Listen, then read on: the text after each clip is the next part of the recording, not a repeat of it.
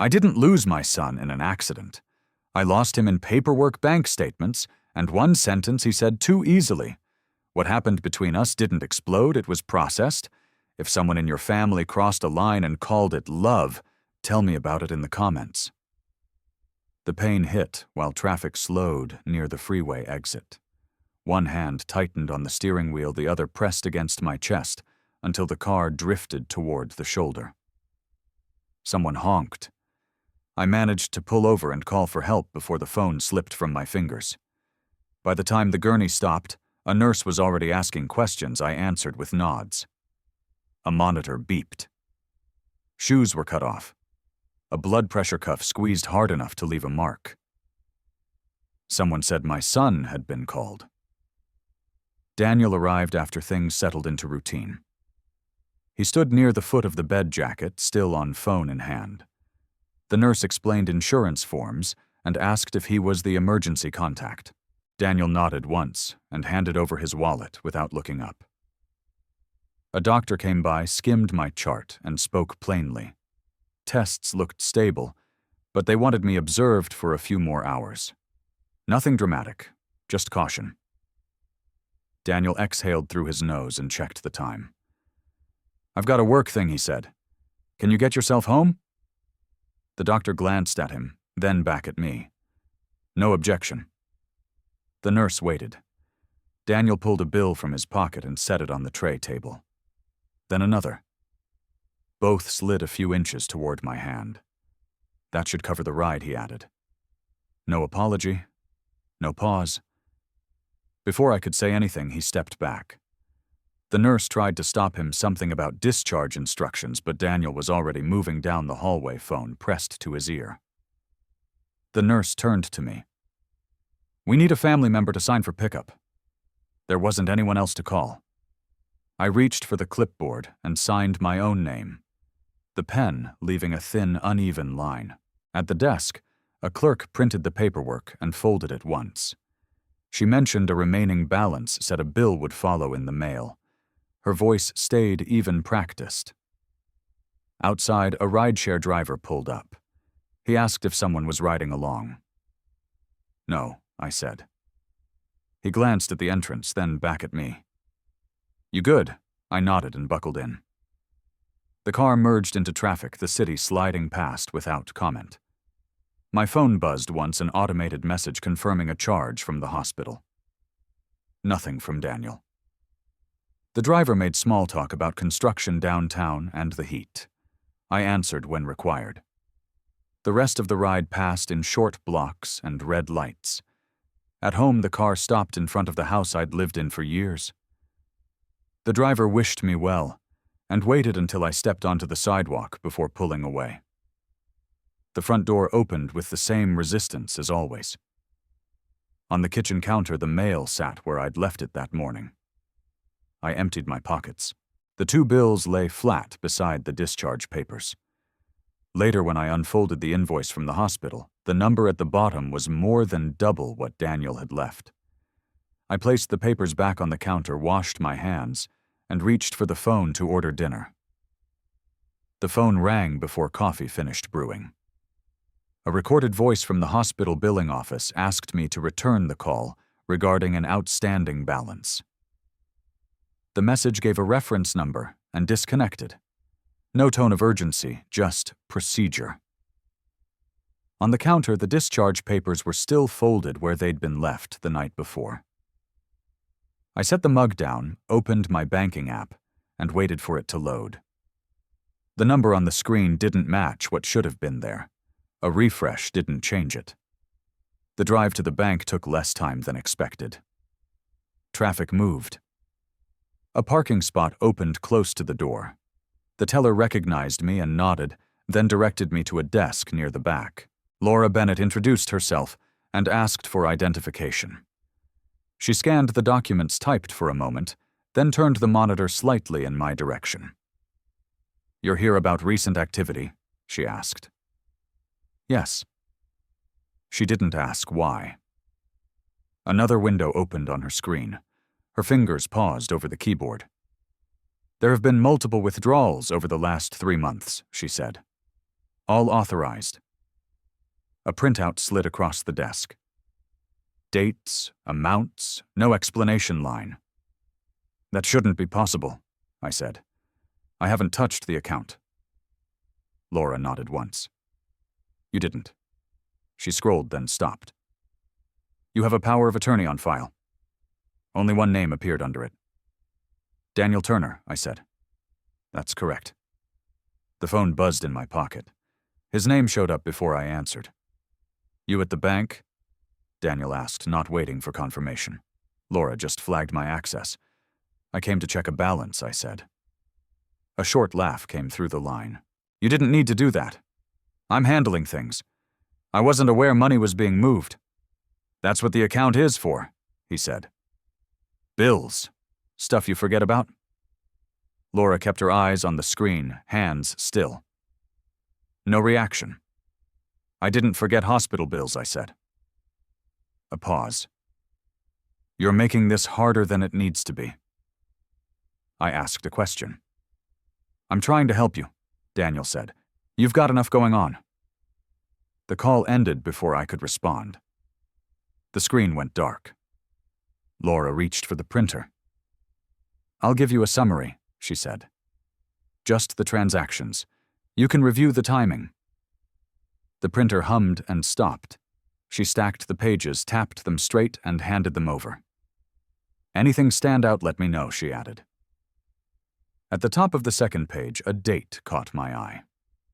The same day I'd been admitted for chest pain 3 months earlier. The amount wasn't large enough to trigger alerts. It was precise. What was this one for? I asked. Laura glanced at it. No memo attached. The phone vibrated again. A text from Daniel.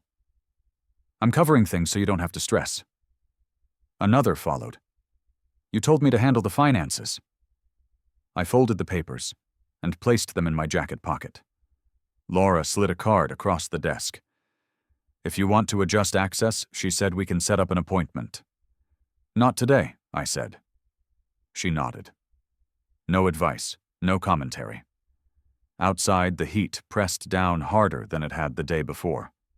I sat in the car without starting it, unfolded the statements, and read through them again. Each line matched a place Daniel had mentioned in passing. Repairs, fees, transfers between accounts with similar names. The hospital called back while I was still in the lot. A real person this time. She explained the balance offered a payment plan and thanked me for taking the call. When she asked if a family member would be assisting with payment, I said no. At home, the statements went on the kitchen table beside the invoice. The phone buzzed again. Another message from Daniel. We can talk later. I didn't respond. The papers stayed where they were while I poured the coffee down the sink and rinsed the mug. The printer at the bank warmed up before Laura said anything. She didn't rush. Another screen opened, this one longer, denser. Columns filled the page.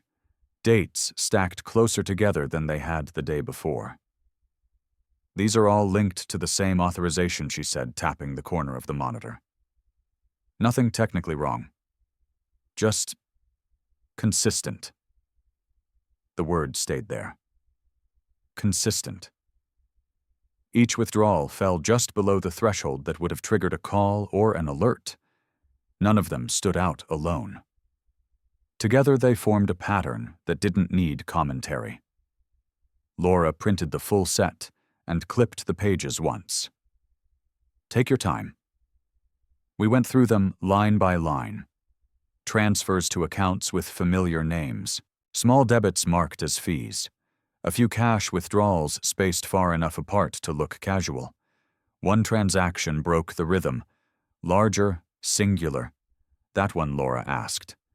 Daniel said it was a deposit, I said, for repairs. She scrolled. No invoice attached, no vendor listed. The meeting ended without a conclusion, no accusation, no warning, just paper and timestamps. The drive to Daniel's apartment took longer than expected. Construction slowed the last stretch. The building's front door stuck before opening. He answered on the second knock. "What's this about?" he asked, stepping aside without an invitation. The place looked the same as the last time I'd been there. Boxes stacked near the wall, tools leaned in a corner. Nothing that explained the amount on the page. "I need to see the receipt," I said. "For what? The repairs?" Daniel crossed his arms. "You said I could handle this. I asked for the paperwork." A sigh. "You know how expensive things are right now. Labor, materials. That doesn't replace a receipt." He walked toward the kitchen, opened a drawer, closed it again. "I don't keep everything. You told me there was a deposit." "There was work done," he said. "You just didn't see it." "What work?" "The kind you don't notice until it's not done." The answer didn't move the conversation forward. Neither did the next one. "I've got bills too," Daniel said. "I'm not sitting on extra cash. I didn't say you were. But you're acting like I took something. I asked for a document." He shook his head. "This is why I didn't want you stressing over it." I stood near the door while he talked. About his hours. About how much time he spent managing things. About how hard it was to be the only one handling responsibility. "You agreed," he said again. "You signed everything." I didn't agree to not seeing the numbers. The drawer stayed closed. No folder appeared. No email pulled up on his phone. "There's nothing to show you," he said. "You either trust me or you don't." That was as far as it went. I left without raising my voice. The door closed behind me with more force than necessary. The copy shop down the street was empty. A clerk took the stack of statements and fed them into the machine without looking at the names. The copier hummed, paused, resumed. Staples clicked into place. "Need these collated?" he asked. "Yes." While the pages finished, my phone buzzed. A message from Daniel. "You didn't have to come here." The copies went into a folder. The originals stayed separate. Outside, the heat had settled into the afternoon. I sat in the car and searched for a law office that handled estate planning. Reviews mentioned patience and clear explanations. One number came up twice. The call connected after 2 rings.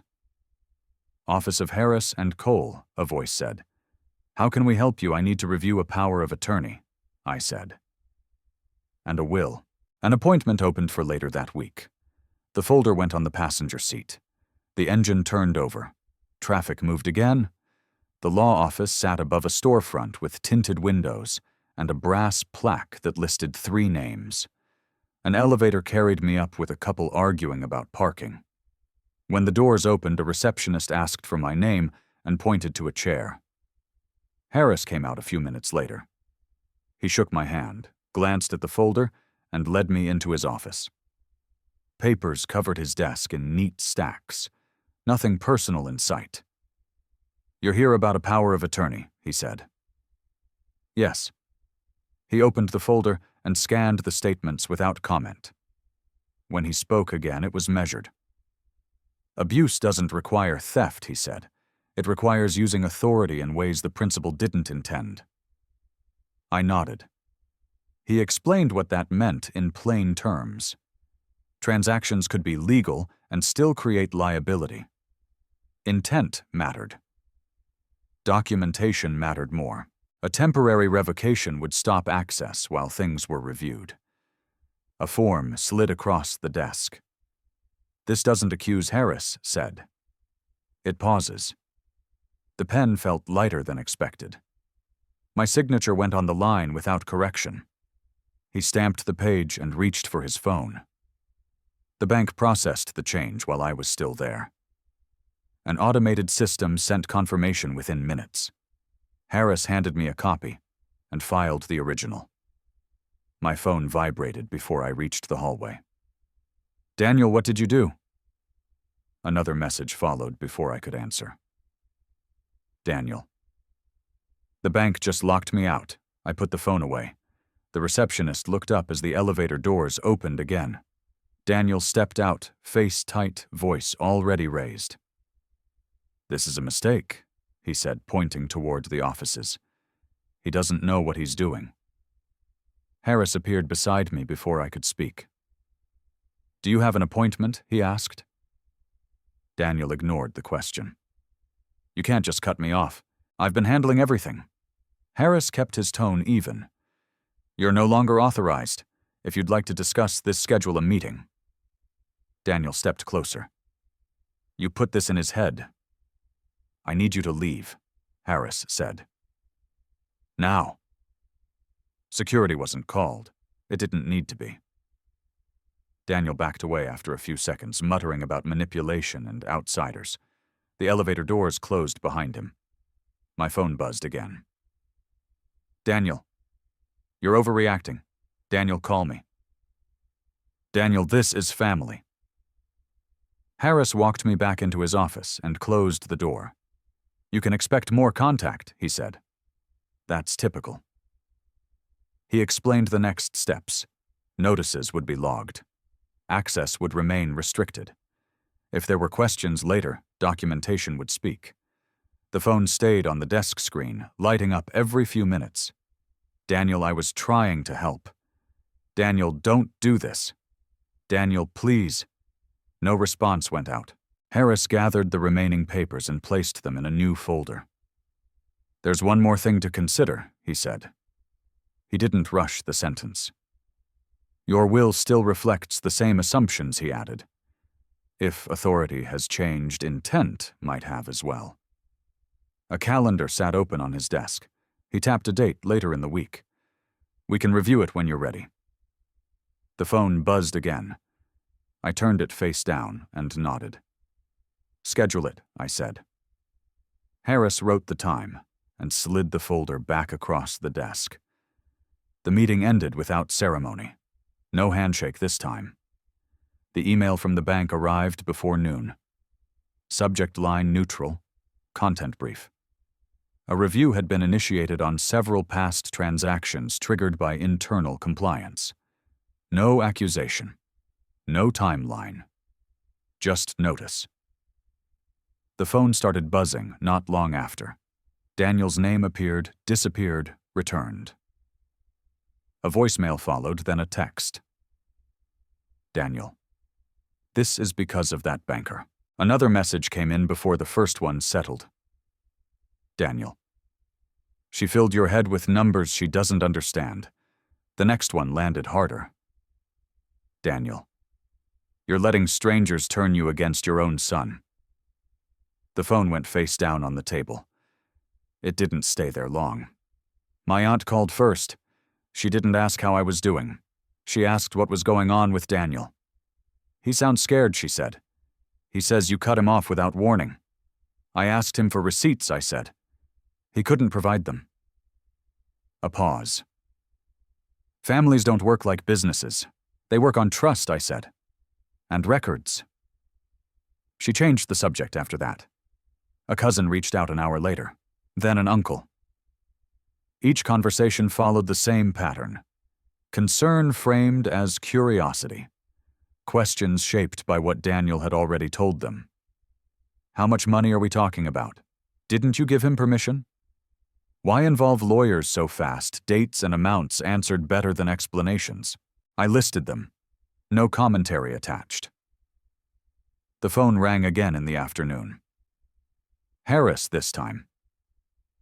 The bank flagged 3 transactions from last year, he said.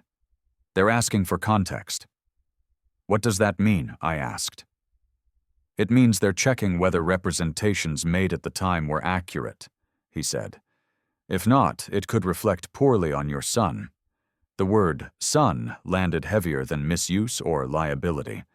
If this continues, Harris added, there's a chance they'll document it as misleading conduct under the authority granted. Silence filled the line for a moment. I shouldn't have handed everything over, I said. He didn't contradict that. Delegation isn't negligence, Harris replied. Avoiding oversight sometimes is. The call ended with next steps outlined and a follow-up scheduled. The phone went back on the table. Messages stacked up again. Daniel, you're ruining things for both of us. Daniel, I was protecting you. Daniel, answer me. A knock came just before dinner. Daniel stood on the porch with his hands open, palms forward like he'd practiced the posture. We need to talk, he said. Not like this. Not through lawyers. I stepped aside. He entered without waiting. This is getting out of control, he said. People are calling me. They're calling me too, I said. That's because you won't tell them the whole story. I tell them dates and numbers. That's not a story, he snapped. That's an ambush. He paced the room, stopping near the table where the statements were stacked.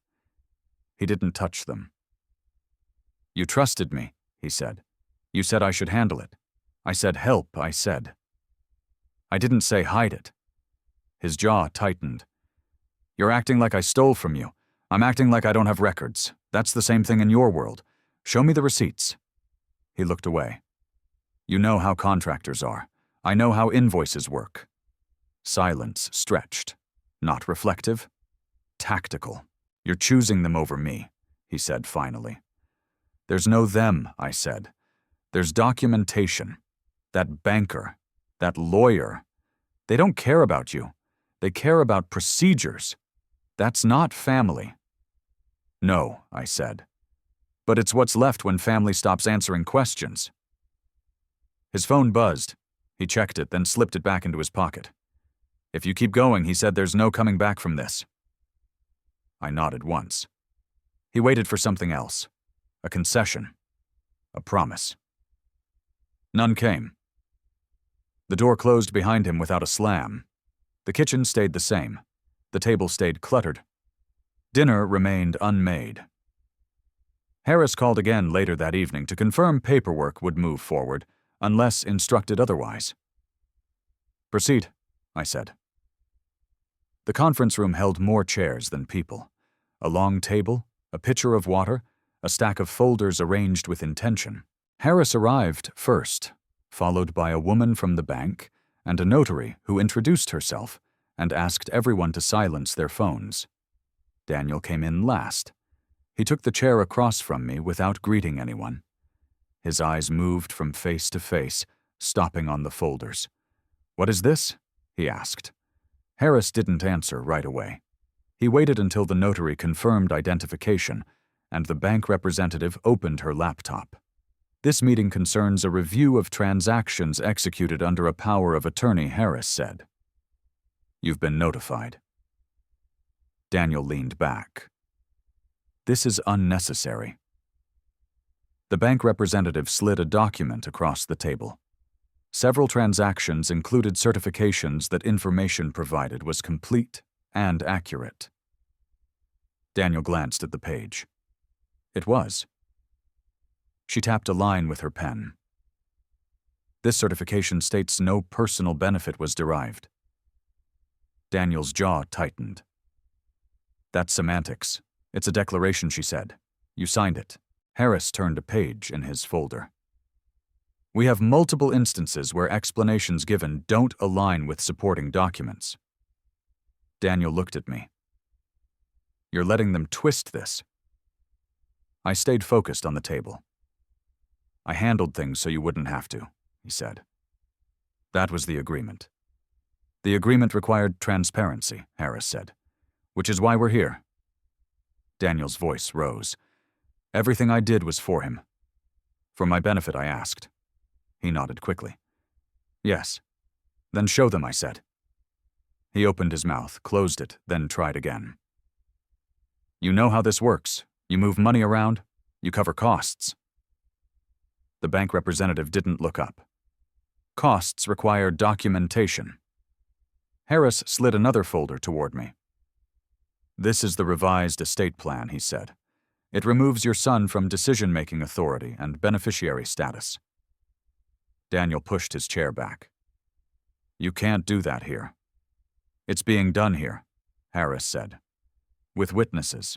The notary placed a document in front of me and pointed to the first signature line. This reflects your current intent, she said. The pen waited where I'd left it. Daniel stood. This is manipulation. You're welcome to consult your own counsel, Harris said, but you're not authorized to participate. Daniel laughed once. You're erasing me. I signed. The notary nodded and moved the page. Another signature followed. Then another. Each one required a date and initials. No commentary. Just process. Daniel stepped closer to the table. You don't have to do this. Harris raised a hand. That's enough. The bank representative closed her laptop. Access has already been reassigned, she said, effective immediately. Daniel looked at her. You can't just, it's complete, she said. The notary stamped the final page and collected the documents. Harris gathered the folders and placed them back into his briefcase. Daniel's face flushed. You think this makes you safe? It restores control, Harris said. That's not control, Daniel snapped. That's fear. I stood and pushed the chair in. You're not listening, Daniel said. I kept things running. You kept things hidden, I said. He shook his head. You're choosing strangers over blood. I'm choosing records over explanations. Harris opened the door. This meeting is concluded. Daniel hesitated, then turned toward the exit. He stopped once as if expecting someone to call him back. No one did. The door closed. The notary packed her stamp. The bank representative checked her watch and left with a polite nod. Harris handed me copies of everything that had been signed. There may be follow-up, he said. But your authority is now exclusive. Outside the hallway carried the sound of phones ringing and doors opening. Daniel stood near the elevator, staring at the floor. The doors opened. He stepped in without looking up. I waited for the next one. When it arrived, the car descended with a soft hum. The paperwork rested against my leg. At the bottom floor, the receptionist smiled and asked if I needed anything else. No, I said. The letter arrived midweek in a plain envelope, no logo on the front. The return address belonged to a compliance office I'd never contacted directly. It acknowledged receipt of materials and confirmed a finding misuse of delegated financial authority had been recorded. The language stayed narrow. Dates, references, file numbers, no adjectives. Another notice followed the next day from the bank. Certain accounts connected to Daniel would be subject to monitoring. Access limits applied. A reminder about disclosure obligations sat at the bottom. The phone stayed still longer than expected. When it rang, it wasn't Daniel. A cousin left a short message asking if everything was resolved. An aunt sent a text saying she hoped things would settle down. No questions, no pressure to explain. At the branch, Laura greeted me with the same tone she'd used before. She reviewed the checklist without commentary. New account numbers, she said. Updated beneficiaries. A separate profile for medical directives. She slid forms across the desk one at a time. Each required initials. Each change triggered a confirmation screen. This one removes prior access entirely, she said, pointing to a box. Permanent unless reauthorized. That's fine, I said. She typed, paused, then printed. The printer finished without jamming this time. A notification chimed on her screen. That's done. We moved to the next item. Transfers completed in batches. Old links severed. Alerts redirected to my phone. Laura glanced up once. If you need a third-party review later, I can schedule it. Not necessary. She nodded and returned to the keyboard. Outside, a voicemail waited. Daniel's voice sounded different. Slower. Dad, this is getting serious, he said. People are asking questions. This stuff follows you. He called again that evening. I didn't answer. Another message arrived the next morning. Everyone makes mistakes, he said. We're family. That should count for something. I saved it and labeled the file with the date. The law office sent a confirmation by email. All instruments had been updated, authority consolidated. No pending actions required from me at this time. Harris called later to review the final status. "The review is complete," he said. "There may be internal notes added, but nothing further for you to address." "What about Daniel?" I asked. "That's outside your scope now," he said. "You've fulfilled your obligations." The call ended with a calendar reminder canceled. At home, paperwork moved from the kitchen table into labeled folders. The old binder went into a drawer. A new one took its place. Hospital bills followed, then insurance forms. Everything lined up by date. Daniel tried once more that afternoon. "You don't have to do this," he said in a text. "We can fix it." I didn't reply. Another message came in an hour later. I didn't mean for any of this to happen. That one went into the same folder. A final call came just before dinner. The phone rang until voicemail picked up. "I know you're there," Daniel said. "Just tell me what you want." I let the message finish. When the last dish was put away, the binder went onto the shelf where the old one used to be. The label faced out. Everything accounted for. I turned off the light and headed toward the living room, already thinking about the next appointment on the calendar. The last email from the law office arrived without urgency. No hearing dates, no objections filed. The subject line confirmed closure. I forwarded it to a folder and moved on to the next item on the calendar. Daniel wasn't charged with anything criminal. Harris explained the option and left the decision with me. Pursuing it would have meant months of statements, depositions, and explanations that wouldn't return anything already gone. I declined. The record stood as it was. Authority removed, benefits revoked. That was enough. Medical appointments filled the mornings for a while. Follow-ups, tests, a reminder to take medication with food. The routine helped. Between visits, consulting work picked up again, short contracts, clear scopes, no surprises. I set my own hours and kept meetings brief. At the bank, Laura finalized the last transfers. She didn't comment on the outcome or ask how I felt about it. "Everything's aligned now," she said. "If you want annual reviews, we can schedule those." "Let's start next year," I said. She printed a summary and slid it across the desk. The paper went into the binder with the rest. The old one stayed on the shelf for reference only. At home, I started sorting. Drawers first, then closets. Anything that hadn't been used in years went into boxes. Donation pickups were easy to schedule. Trash day took care of the rest. The house felt lighter without needing to look different. A brochure arrived in the mail advertising a weekend climbing course north of the city. Beginner level, equipment included. I bookmarked the page and left it on the counter for a few days. On Friday afternoon, I signed up and received a confirmation with a packing list. No message came from Daniel about it. None came about anything else either. His presence narrowed to archived files and a few saved voicemails kept for record keeping. The phone stayed quiet most evenings. Family members stopped checking in. When they did, conversation stayed practical. Weather, schedules, work. The law office called once more to confirm document storage preferences. Harris offered to keep copies on file or transfer them to my records. "I'll take them," I said. I picked them up the next day. The receptionist handed over a sealed envelope and asked if I needed anything else. "No," I said.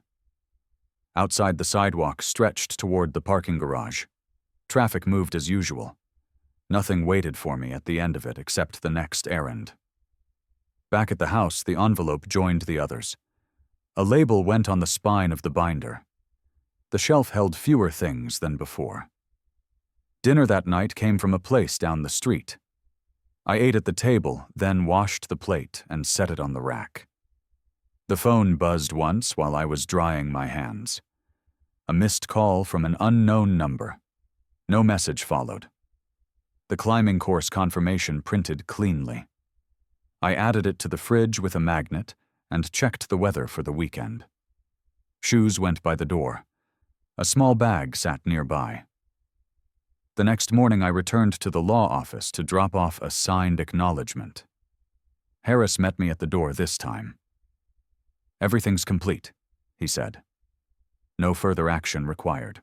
He held the door open while I stepped into the hall. At the elevator, a man in a suit scrolled through his phone. The doors opened. We rode down without speaking. In the parking garage, the air felt warmer than upstairs. I unlocked the car and placed the empty envelope on the passenger seat. The engine turned over on the first try. Traffic carried me back toward the neighborhood. A grocery stop added a few items to the trunk. At home, the bags came inside.